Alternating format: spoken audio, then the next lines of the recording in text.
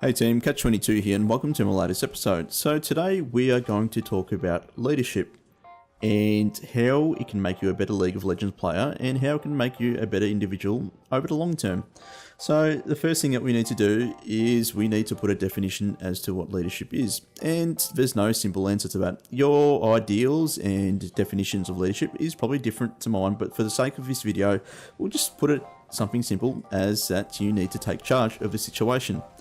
Now, since we've got that definition out of the way, let's talk about leadership. Now, the first thing that we need to do is identify when there is a need for a leader. Now, that's simple. There's always a need for a leader there. Without a leader, your team doesn't have any, well, your team has mixed messages. So every single person has different outcomes and different objectives, which may or may not be conducive to the outcome of the game, which is to win.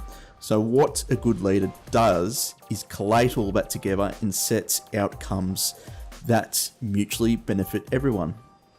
So that's what a good leader does. The other thing that a good leader does is he provides instructions, he encourages his teammates to perform better, and also he needs to lead by example. So the thing that we lacked in this game was a good leader, and I had to actually take on that position.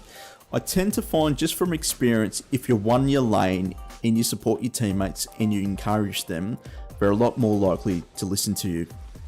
Now, this is where we had an opportunity to finish off the game a lot earlier, but for whatever reason, people had their own agenda in some of the gameplay that you see here, but stuck off chasing a completely irrelevant objective where they should be really trying to focus on finishing the game. And what we actually end up doing is we end up leaving the opposition back in the game and we almost end up losing, and they could have won if they had that one objective. So luckily, this is where I had to actually push. I've actually typed right at the end, finish the game, make it end, and that's all you need to do to be an effective leader.